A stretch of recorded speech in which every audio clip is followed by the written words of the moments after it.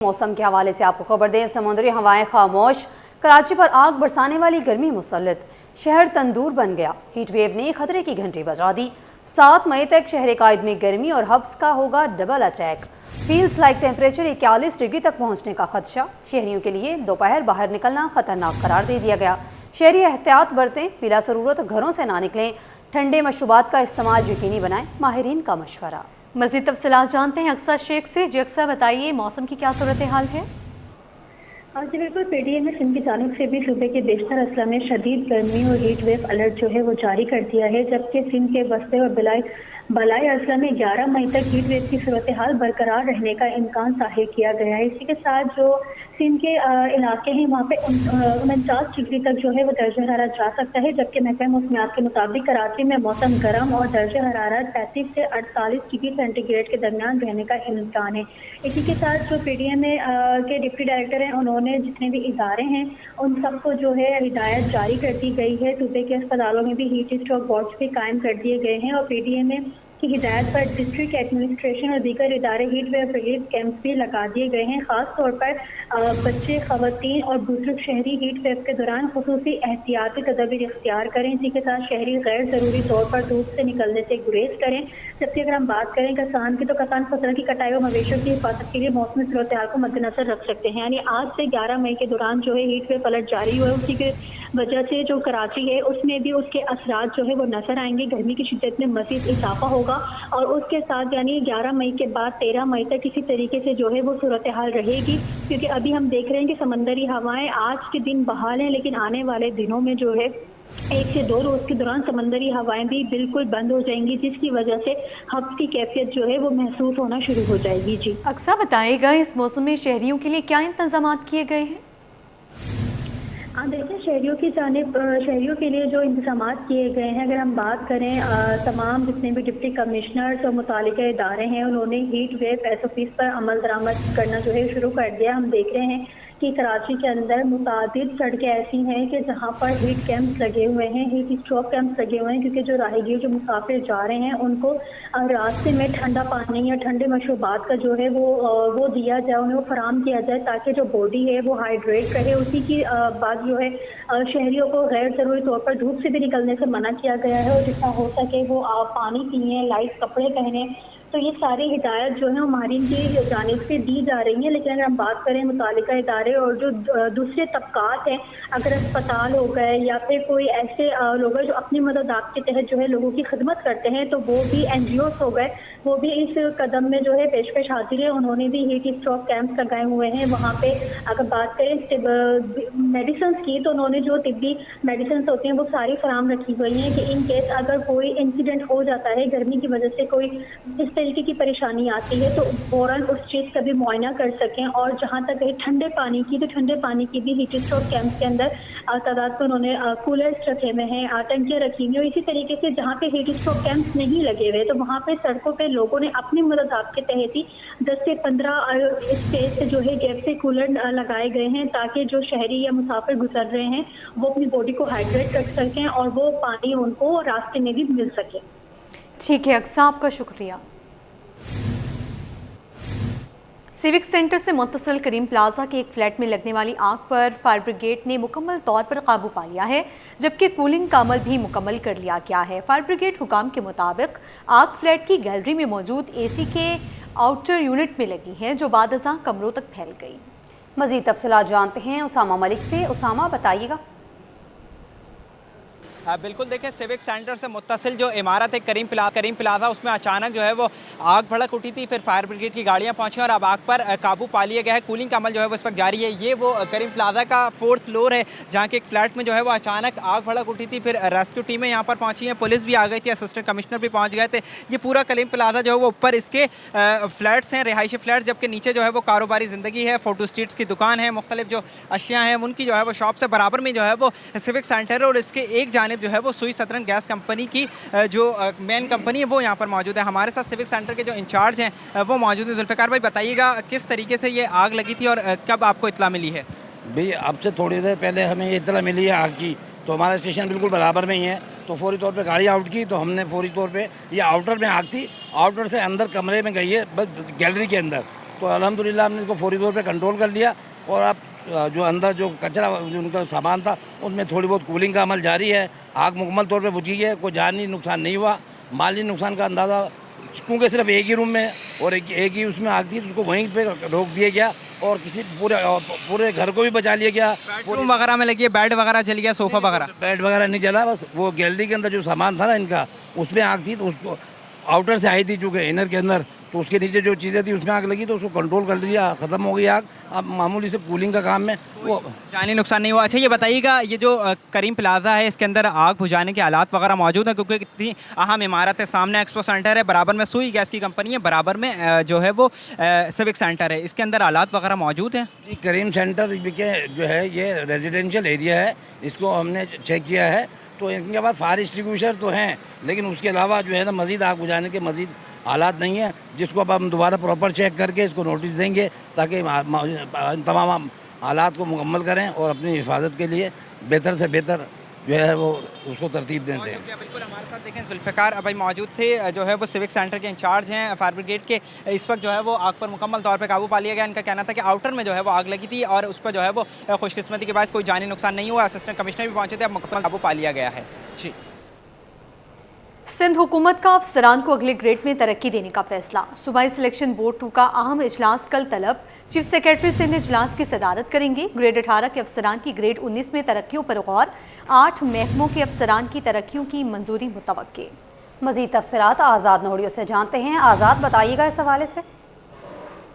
जी बिल्कुल, हुकूमत सिंध ने 18 ग्रेड के 8 मुख्तलिफ महकमों के अफसरान को अगले 19 ग्रेड में तरक्की देने का उसूली तौर पर फैसला कर लिया है। इस हवाले से चीफ सेक्रेटरी सिंध सैयद आसिफ हैदर शाह ने सूबाई सिलेक्शन बोर्ड 2 का अहम इजलास कल सुबह 9 बजे जो है चीफ सेक्रेटरी ऑफिस में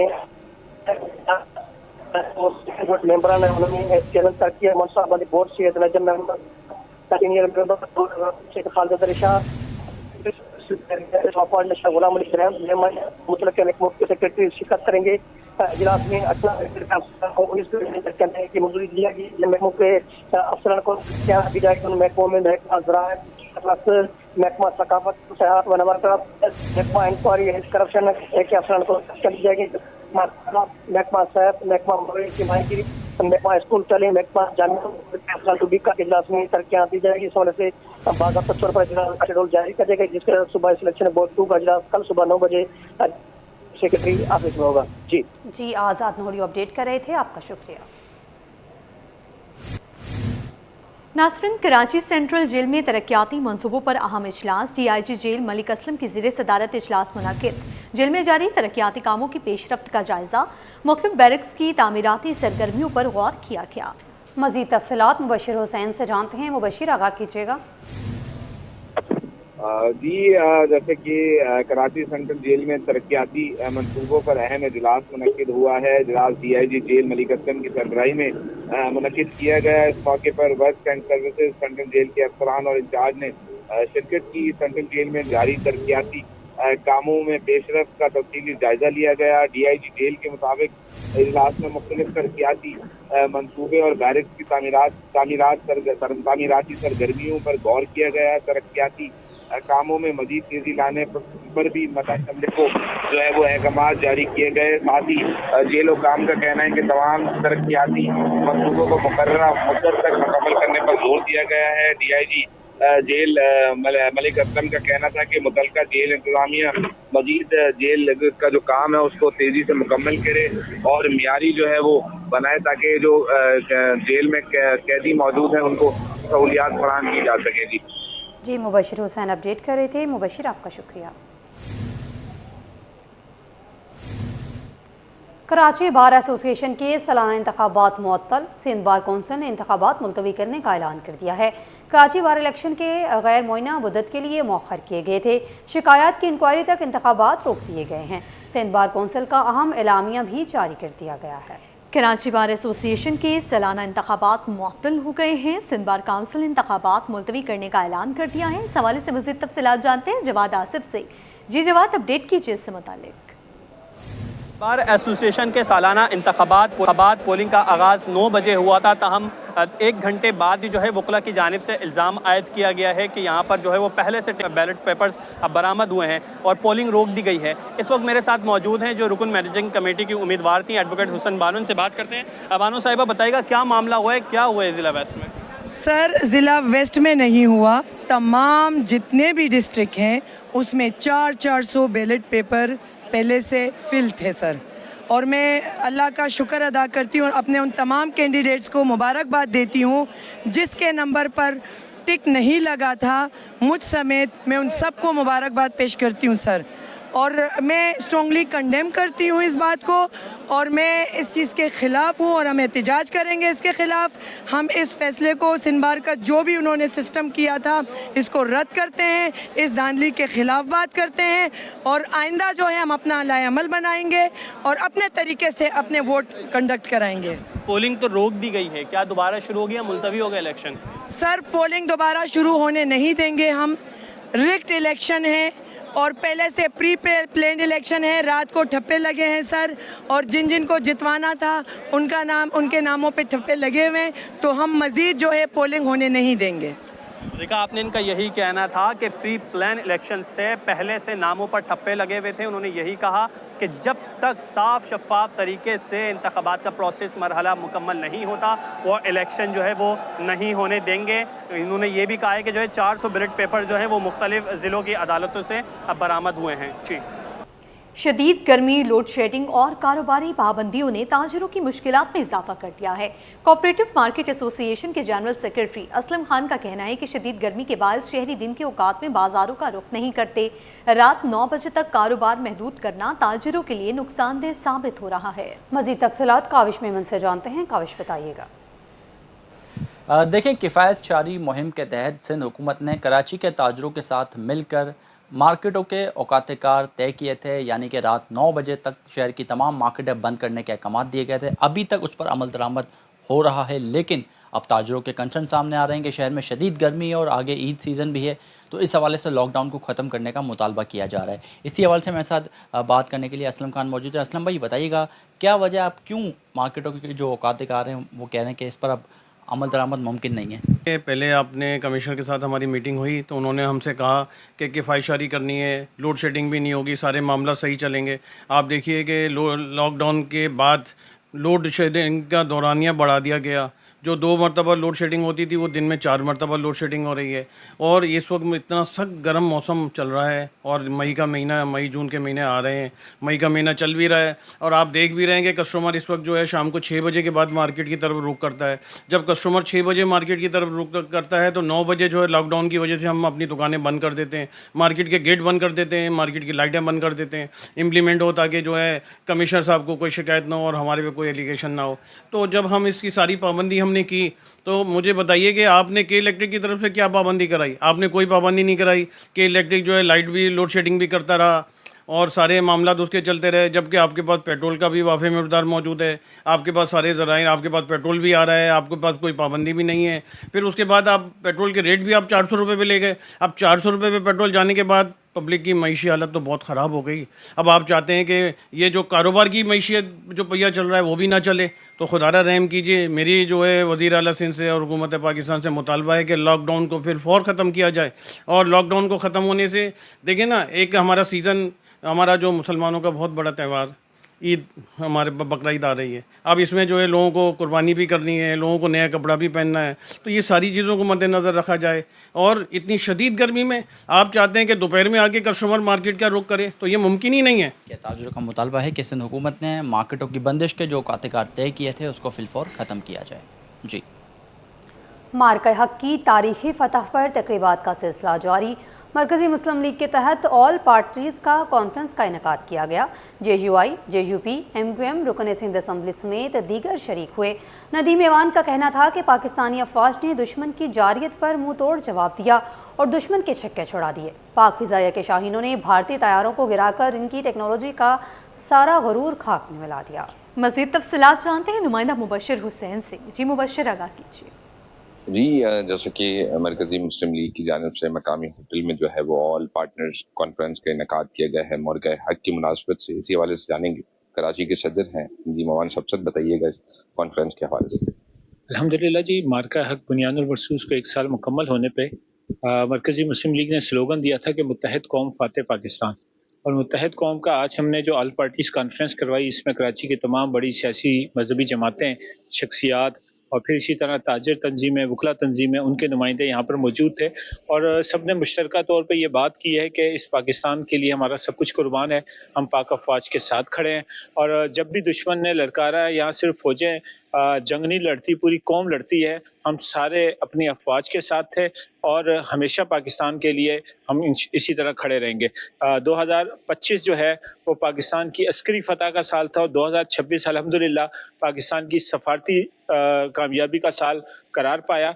तो इसके ऊपर ये था कि हम में से हर जमात और हर शख्सियत जो है वो अपना रोल अदा करेगी ताकि इस पाकिस्तान को मजबूत, तवाना और मुस्तहकम बना सके।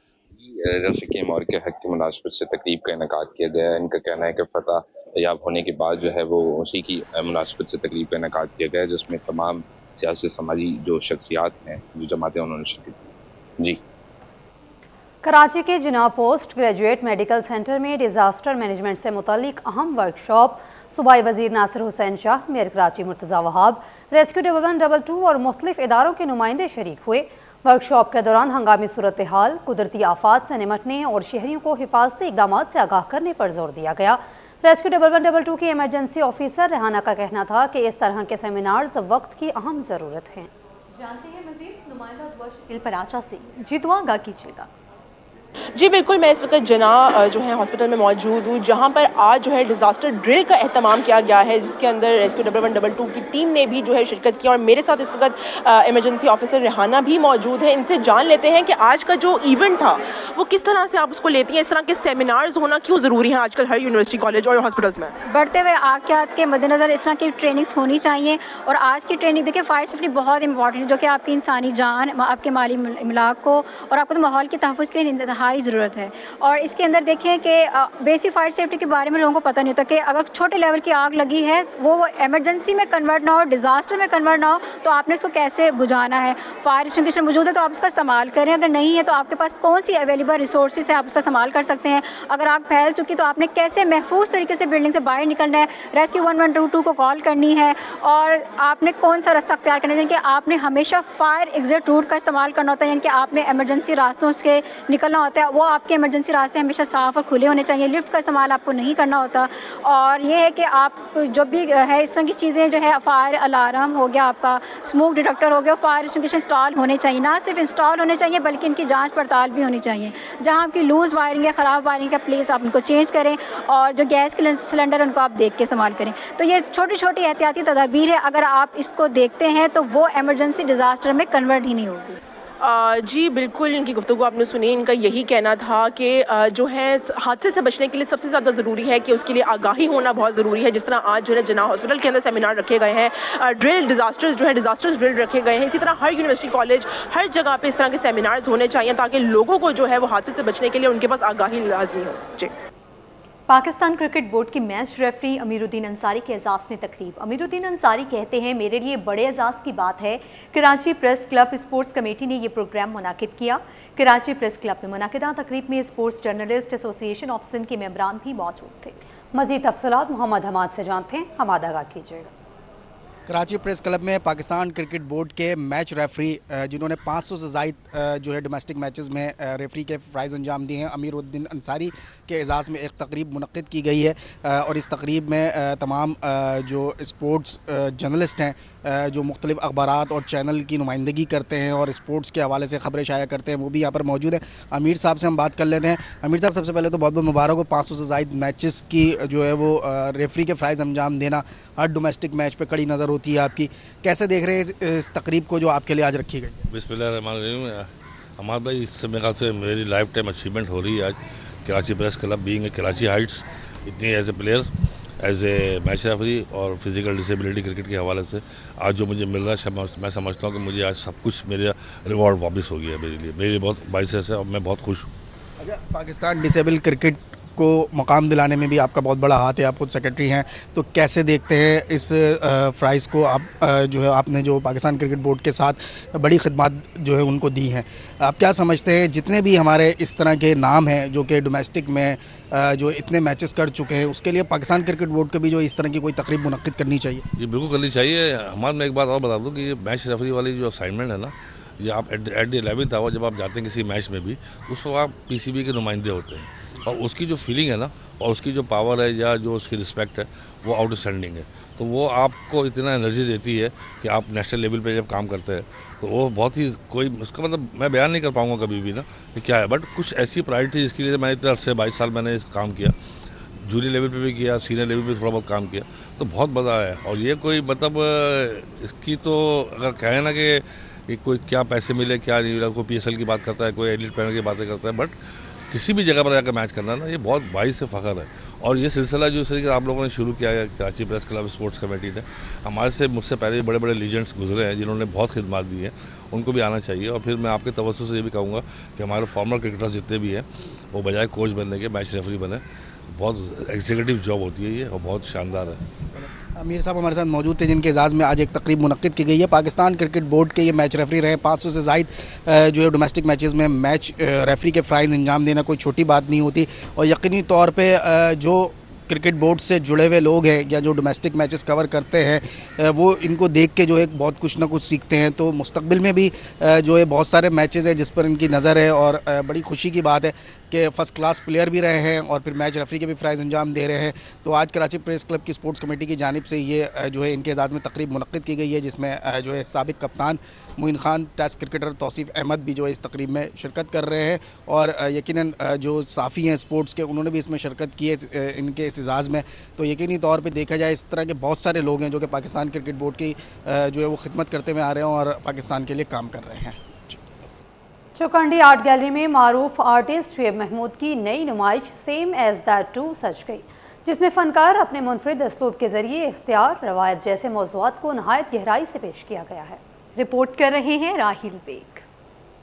असलूब के जरिए इख्तियार और रिवायत जैसे मौज़ूआत चौकुंडी आर्ट गैलरी में शाहकार फनपारों की नुमाइश में मिनिएचर पेंटिंग के साथ 24 कैरेट सोने की खत्ताती को अलग अंदाज में तख्लीक किया गया। नुमाइश में फन से दिलचस्पी रखने वालों को मानी और मफहूम पर दोबारा गौर करने पर मजबूर किया। फनपारों में शाहाना किरदार को बतौर अलामत इस्तेमाल करते हुए ताकत और रिवायत के असरात को उजागर किया गया। और साथ ही जो टेक्स्ट 24 कैरेट गोल्ड में यूज़ किया है मेरे ख्याल में बहुत इंटरेस्टिंग है, और रिवर्स कैलीग्राफी जो कि रीडेबल भी है और नहीं भी, मेरे ख्याल में काफ़ी इंटरेस्टिंग एलिमेंट्स हैं।